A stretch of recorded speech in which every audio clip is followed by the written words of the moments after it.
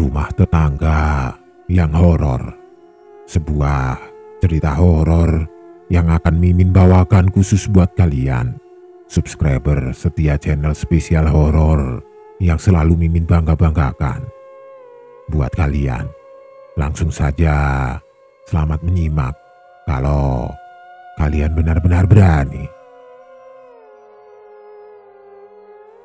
Di antara gubuk-gubuk reot yang berjejer tidak beraturan di pinggiran kampung, berdirilah sebuah rumah mewah bak istana, menjulang angkuh menembus langit senja.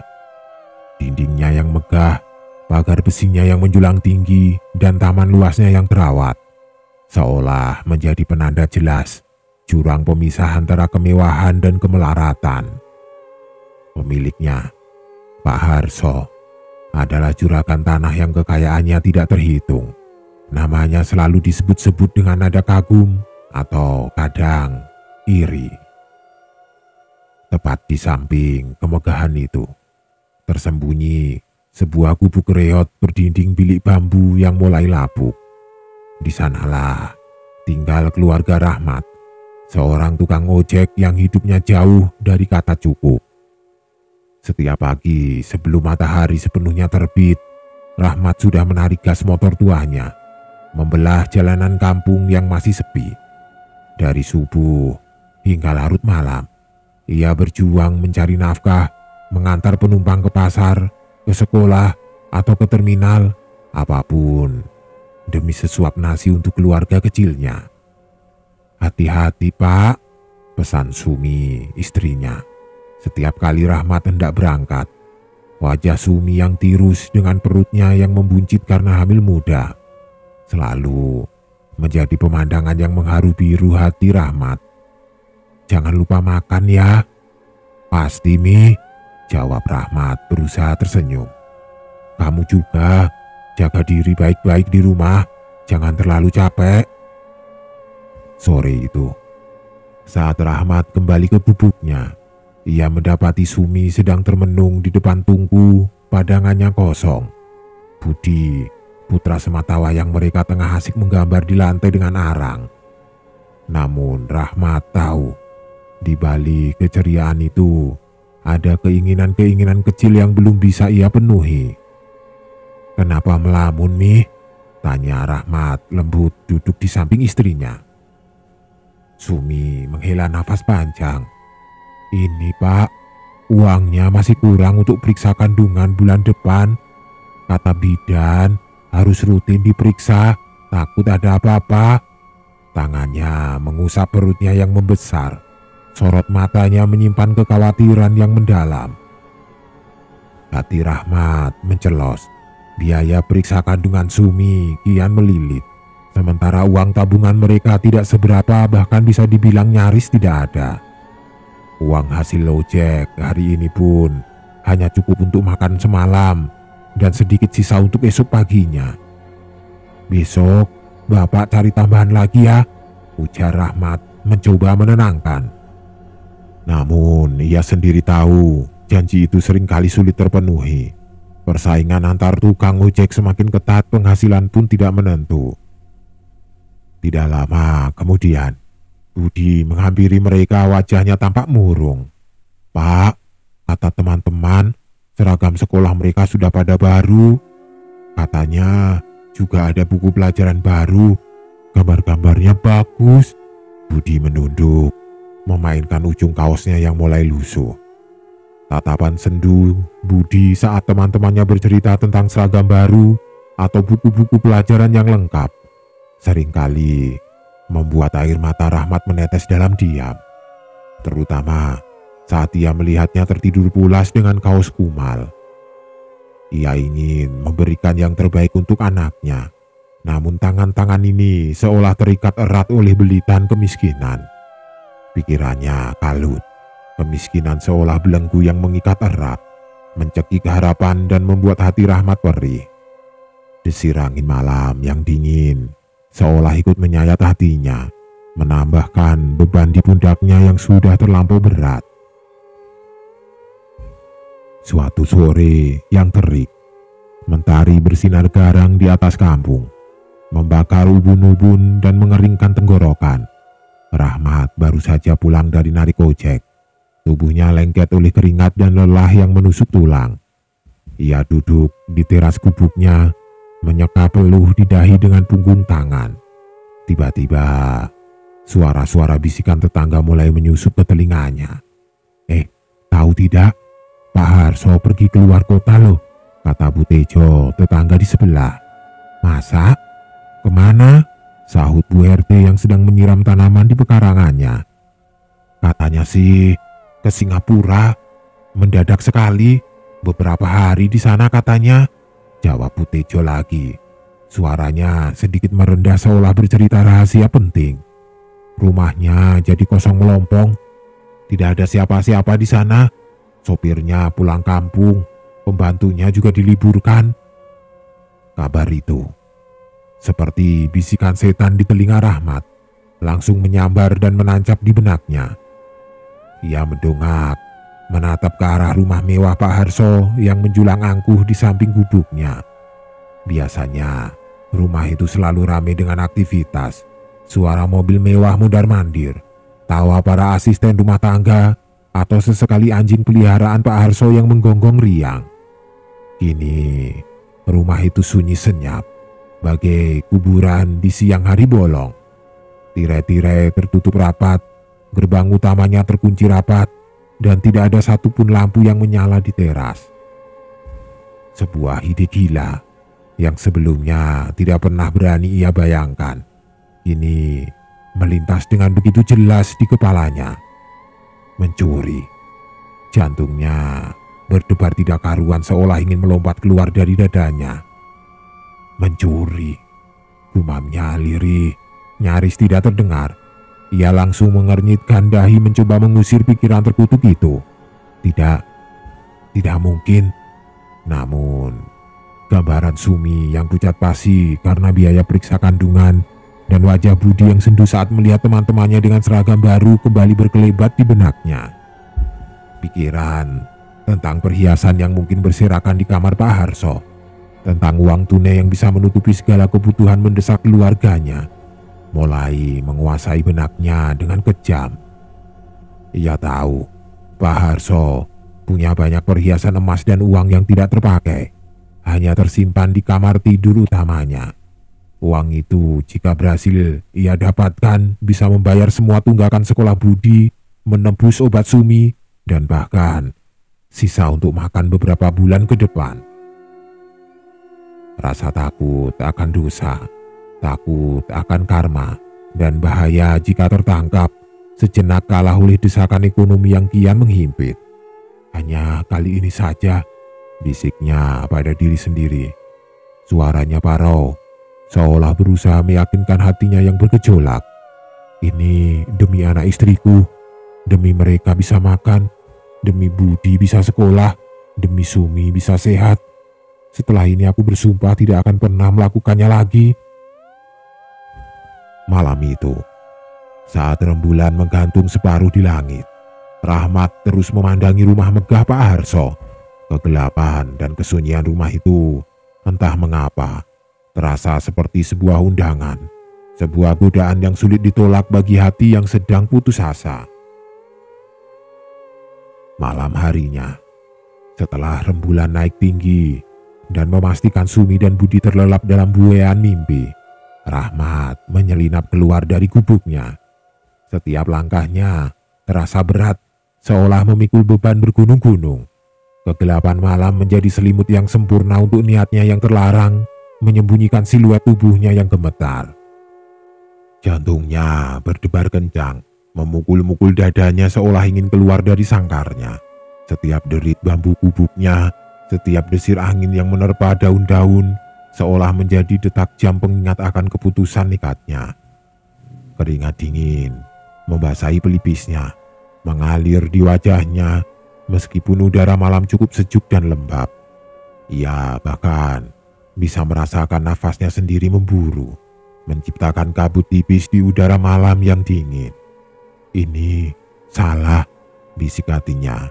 Sebuah suara kecil yang mencoba menentang. Tapi bagaimana lagi?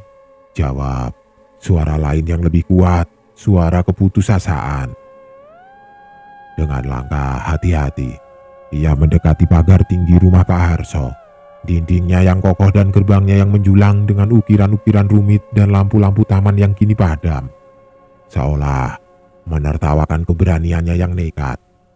Rahmat menelusuri pagar itu, mencari celah, lubang kecil atau apapun yang bisa ia masuki. Matanya menjelajahi setiap sudut, berharap menemukan titik lemah di balik kemewahan yang mengintimidasi itu. Setelah beberapa kali mencoba menyusuri tembok batu yang dingin, akhirnya ia menemukan celah di antara semak-semak rimbun yang tumbuh di sudut pagar. Sebuah titik lemah yang tersembunyi, seolah sengaja menanti kehadirannya. Ia menarik nafas dalam, memantapkan tekad dan mulai merangkak masuk. Duri-duri semak menusuk kulitnya, menggores lengan dan kakinya. Namun rasa sakit itu tidak seberapa dibanding perihnya kemiskinan yang menggerogoti jiwanya. Ia membayangkan senyum Sumi dan Budi jika ia berhasil membawa pulang sesuatu. Ia berhasil masuk ke dalam halaman rumah. Gelap gulita menyelimuti segalanya. Hanya diterangi samar-samar cahaya bulan yang tertutup awan, menciptakan bayangan-bayangan menari yang menipu mata. Pepohonan besar di halaman seolah menjadi siluet monster yang mengawasi.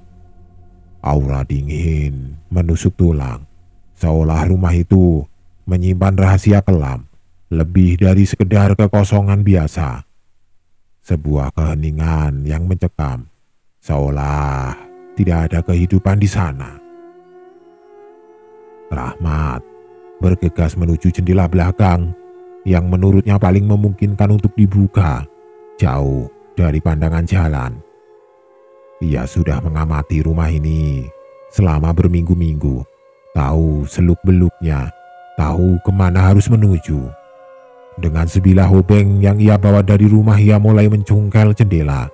Tangannya gemetar hebat, bukan hanya karena takut ketahuan, tapi juga karena ada perasaan aneh yang mulai merayapinya. Bulu kuduknya meremang, rasanya seperti ada mata tidak terlihat yang sedang mengawasinya dari dalam kegelapan rumah itu.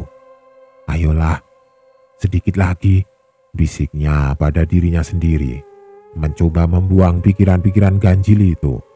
Ia memaksakan fokusnya pada suara berderit dari engsel jendela yang mulai menyerah.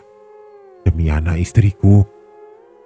Jendela berhasil terbuka dengan suara derit pelan. Rahmat menyelinap masuk ke dalam rumah, disambut kegelapan yang pekat dan bau apak yang aneh, seperti bau tanah basah, bercampur aroma kematian yang tertahan. Udara di dalamnya terasa begitu berat, seolah setiap sudut menyimpan rahasia kelam. Ia segera menyalakan senter kecilnya. Sinarnya yang lemah menari-nari di dinding-dinding mewah yang kini diselimuti debu tebal. Lukisan-lukisan mahal tergantung miring, vas bunga kristal yang seharusnya berkilauan kini kusam, dan perabotan yang tertutup kain putih tampak seperti bentuk-bentuk aneh dalam remang. Matanya mencari-cari kamar tidur utama, tempat perhiasan Pak Harso diyakini berada, tempat harta benda yang akan membebaskannya dari belenggu kemiskinan. Saat ia melangkah perlahan melewati ruang tamu yang luas, langkah kakinya memecah kesunyian yang mencekam. Tiba-tiba sebuah bayangan hitam besar melintas di sudut matanya. Sangat cepat, nyaris tidak terlihat. Rahmat terkesiap, jantungnya serasa berhenti berdetak, nafasnya tertahan di kerongkongan. Ia buru-buru mengarahkan senternya ke arah bayangan itu, namun tidak ada apa-apa. Hanya dinding kosong yang berdebu. "Hanya perasaanku saja," gumamnya lirih, mencoba menenangkan diri, mencoba meyakinkan otaknya bahwa kelelahan dan ketegangan sedang bermain-main dengan pikirannya. Pasti cuma bayangan dari cahaya senter. Namun perasaan itu tidak hilang, malah ia semakin kuat. Udara di sekelilingnya terasa semakin dingin, menusuk hingga ke tulang, seolah ada nafas dingin yang berembus di tengkuknya. Rahmat merinding, bulu kuduknya berdiri. Sebuah firasat buruk merayapi benaknya. Firasat yang jauh lebih menakutkan daripada sekedar tertangkap basah mencuri. Tiba-tiba terdengar suara geraman rendah, berat dan mengerikan menggema di dalam rumah yang sepi. Suara itu bukan suara manusia, bukan pula suara binatang yang ia kenali. Itu adalah suara yang membekukan darah, membuat nafas Rahmat tercekat di dada, tenggorokannya kering, seluruh tubuhnya menegang. Dan kegelapan di depannya, di balik bayangan pilar ruang tengah, perlahan-lahan muncul sesosok tubuh tinggi besar menjulang hingga nyaris menyentuh langit-langit. Tubuhnya berbulu lebat, hitam kelam seolah terbuat dari malam itu sendiri. Mata merah menyala tajam, memancarkan aura kegelapan yang menakutkan.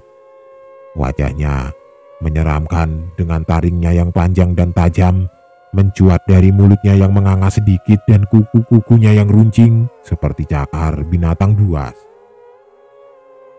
Sosok itu dengan wujudnya yang mengerikan adalah genderuwo, makhluk halus penjaga rumah yang terkenal bengis dan kuat. Rahmat tidak bisa bergerak, tubuhnya kaku, otaknya memerintahkan kakinya untuk berlari namun kakinya seolah terpaku di lantai.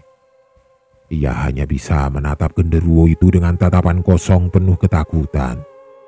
Senter di tangannya jatuh, berguling di lantai marmer. Cahayanya berkedip-kedip tidak beraturan menciptakan efek bayangan yang menari-nari menambah kesan seram pada pemandangan di depannya. Genderuwo itu melangkah mendekat, perlahan namun pasti. Setiap langkahnya terasa seperti dentuman di dada Rahmat. Ia mengeluarkan suara geraman yang semakin keras, seperti guntur yang bergulir di dalam ruangan. Seolah menikmati ketakutan yang terpancar dari Rahmat. Bau busuk yang menyengat, seperti bangkai yang membusuk menyeruak membuat Rahmat mual dan ingin muntah. Tidak mungkin, bisiknya, namun suaranya nyaris tidak terdengar. Ia tahu, ia telah masuk ke dalam sarang iblis. Ia tidak tahu bahwa Pak Harso sendiri telah melarikan diri dari rumah ini beberapa waktu lalu, dihantui dan diteror oleh genderuwo ini. Dan kini, secara tragis, Rahmatlah yang telah mendatangi teror itu, dan gantian menjadi sasaran barunya. Kaki-kaki genderuwo itu semakin dekat, dan Rahmat bisa merasakan hawa dingin yang memancar darinya, hawa dingin yang siap mencengkeramnya. Rahmat menjerit sekuat tenaga, namun suaranya tercekat di tenggorokan, hanya menyisakan desisan lemah. Ia berusaha berlari, menggerakkan kakinya sekuat tenaga, namun kakinya seolah tidak mau bergerak, terpaku erat di lantai marmer yang dingin. Genderuwo itu dengan santai mengulurkan tangan berbulu panjangnya dengan kuku-kuku runcing yang tampak mengerikan. Cengkraman kuat mendarat di bahu Rahmat. Seketika rasa dingin dan nyeri menjalari seluruh tubuhnya, seolah ada es yang membakar di dalam pembuluh darahnya. "Lepaskan aku! Lepaskan!" teriak Rahmat histeris. Suaranya parau dan penuh keputusasaan. Dengan sisa tenaga yang ia miliki, ia sekuat tenaga meronta, mengayunkan tangannya, memutar tubuhnya memohon agar cengkraman genderuwo itu terlepas. Ia merasakan cakar-cakar tajam itu menggerus kulit bahunya. Namun rasa sakit fisik itu tidak seberapa dibanding ketakutan yang mencekiknya. Akhirnya, dengan sebuah sentakan keras, cengkraman genderuwo itu terlepas, melempar Rahmat mundur beberapa langkah. Tanpa menoleh sedikit pun, tanpa berani melihat kembali ke sosok mengerikan di belakangnya, Rahmat berlari kalang kabut keluar dari rumah mewah itu. Ia melompati ambang jendela yang tadi ia congkel, tidak peduli pada luka goresan atau rasa sakit. Ia terus berlari. melompati pagar tinggi dengan tenaga yang entah datang dari mana, dan terus berlari tanpa henti menuju gubuknya. Nafasnya terengah-engah, paru-parunya serasa terbakar, dan setiap embusan nafas adalah jeritan ketakutan. Ia tidak peduli lagi dengan perhiasan atau uang yang tadinya ia incar. Yang ia inginkan hanyalah keselamatan, kembali ke pelukan istri dan anaknya. Ia menerobos pintu gubuknya yang reot, membantingnya menutup rapat-rapat dan menguncinya dari dalam, seolah pintu bambu tipis itu mampu menahan kengerian yang baru saja ia alami. Sumi dan Budi yang terbangun karena suara ribut menatapnya dengan heran. "Ada apa, Pak? Kenapa Bapak terengah-engah begitu?" tanya Sumi khawatir melihat suaminya gemetar hebat. Budi kecil memandang ayahnya dengan mata lebar, sedikit takut melihat wajah Rahmat yang pucat pasi dan berkeringat dingin.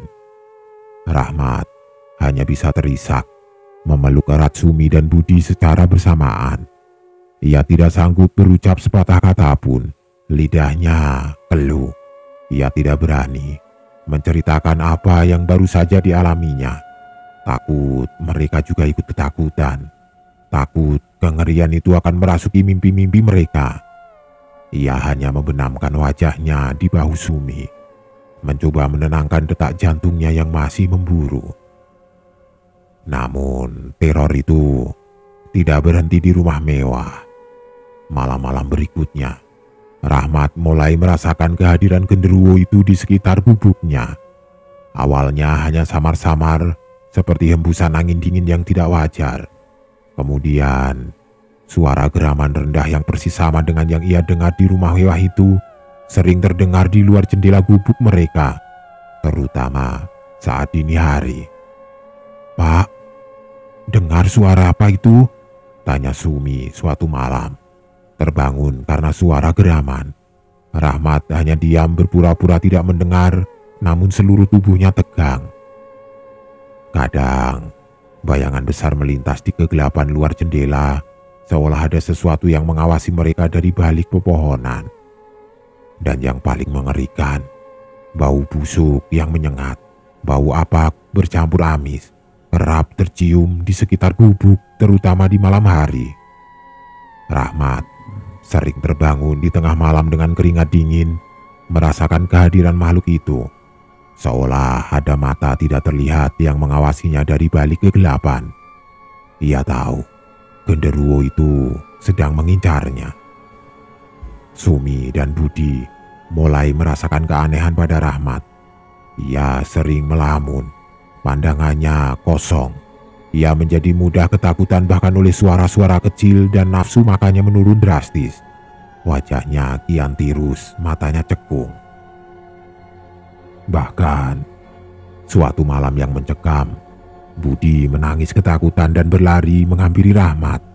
Bapak, ada bayangan hitam besar di jendela. Matanya merah, Pak," teriak Budi sambil terisak-isak memeluk erat ayahnya. Rahmat tercekat. Genderuwo itu kini mengikuti Rahmat, mengganggunya, mengklaimnya sebagai mangsa baru, seolah takkan berhenti sampai Rahmat benar-benar tidak berdaya. Kutukan telah mengikutinya pulang, membawa teror yang tidak berkesudahan ke dalam kehidupan sederhana keluarganya. Kondisi Rahmat kian hari kian memburuk. Tubuhnya semakin kurus, matanya cekung, dan ia seringkali bicara melantur di tengah malam, menyebut-nyebut bayangan hitam dan geraman mengerikan. Sumi tidak sanggup lagi melihat suaminya dihantui ketakutan. Dengan hati berdebar, Rahmat akhirnya memberanikan diri menceritakan semuanya kepada Sumi. Dari niatnya mencuri, hingga pertemuannya dengan genderuwo yang kini terus mengikutinya. Awalnya, Sumi dilanda amarah dan ketakutan yang hebat. "Ya Allah, Pak, kenapa Bapak nekat begitu? Kenapa tidak bilang kalau kita sesusah ini?" serunya dengan suara bergetar. Air mata menetes membasahi pipi. Namun, melihat suaminya yang terpuruk, tubuhnya gemetar dan wajahnya dipenuhi penyesalan, amarah itu perlahan berubah menjadi iba. Sekarang bagaimana, Pak? Budi bahkan sudah mulai ketakutan. Mereka berdua terdiam, terbelenggu rasa putus asa. Akhirnya Sumi berbisik, "Kita harus cari bantuan, Pak. Mungkin sesepuh kampung bisa menolong." Rahmat mengangguk lemah. Itu satu-satunya harapan mereka. Pagi harinya, dengan langkah gontai, Rahmat dan Sumi mendatangi rumah sesepuh kampung yang dihormati, seorang lelaki tua bijaksana bernama Ki Lurah. Setelah mendengarkan seluruh cerita Rahmat dengan seksama, Ki Lurah menghela nafas panjang. "Apa yang kamu alami itu memang benar, Nak Rahmat," kata Ki Lurah dengan suara berat. "Rumah Pak Harso itu memang sudah lama angker. Ada genderuwo penunggu di sana. Mungkin karena kesibukanmu dan istrimu bekerja, menjadi tidak tahu informasi itu. Bukan hanya kamu yang pernah diteror. Pak Harso sendiri pun kabur karena tidak tahan diganggu makhluk itu. Dan karena kamu sudah lancang masuk ke wilayahnya dengan niat yang tidak baik, dia merasa terusik. Dan kini kamu menjadi sasarannya." Rahmat menunduk, malu dan takut. "Maafkan saya, Ki Lurah. Saya kilaf." Ki Lurah menatap Rahmat dengan sorot mata penuh pengertian. "Kesalahan memang bisa terjadi, Nak. Yang penting adalah pelajaran darinya." Maka dimulailah upaya untuk mengusir makhluk-makhluk jahat itu. Ki Lurah melakukan berbagai ritual, memanjatkan doa-doa dan japa mantra, bahkan memberikan Rahmat beberapa azimat dan air doa untuk diminum dan disiramkan di sekeliling gubuk. Setiap malam, Rahmat dan Sumi tidak henti-hentinya berdoa, memohon perlindungan dari Tuhan. Perlahan tapi pasti, teror genderuwo itu mereda. Suara geraman tidak lagi terdengar, bayangan hitam tidak lagi melintas, dan bau busuk itu pun menghilang. Rahmat bisa tidur lebih nyenyak, meskipun kadang masih terbangun dengan perasaan cemas. Namun kejadian itu meninggalkan bekas luka yang dalam di hati Rahmat. Ia tidak lagi berani mendekati rumah mewah itu, bahkan sekedar meliriknya pun ia tidak sanggup. Setiap kali pandangannya tidak sengaja mengarah ke sana, ia merasakan hawa dingin dan kengerian yang kembali merayap. Ia sadar sepenuhnya, kemiskinan bukanlah alasan untuk berbuat dosa. Harta benda yang didapat dengan cara haram, ia kini tahu hanya akan membawa malapetaka yang lebih besar daripada kemiskinan itu sendiri. Teror yang ia alami jauh lebih mengerikan daripada lapar yang ia rasakan. Rahmat belajar dari kesalahannya. Ia tetap menjadi tukang ojek, namun kini ia bekerja lebih giat tanpa pernah tergoda lagi untuk mencari jalan pintas. Ia menjadi lebih jujur dalam setiap pekerjaannya, dan yang terpenting, ia selalu bersyukur atas apapun yang ia miliki. "Syukurlah, kita masih bisa makan hari ini, Mi," ujarnya suatu malam, menatap Sumi dan Budi yang tersenyum di sampingnya. "Biarlah hidup sederhana, asalkan hati tenang dan tidak diganggu hantu." Meskipun hidupnya tetap sederhana, namun ketenangan dan kebahagiaan kini menghiasi gubuk kecilnya. Teror genderuwo telah menjadi pengingat pahit, sebuah pelajaran berharga yang tidak akan pernah ia lupakan, bahwa keserakahan dan pelanggaran batas hanya akan mendatangkan kutukan yang tidak terduga. Ia kini hidup dengan damai, meskipun bayangan genderuwo sesekali masih muncul dalam mimpinya, menjadi pengingat abadi akan malam mengerikan di rumah mewah itu.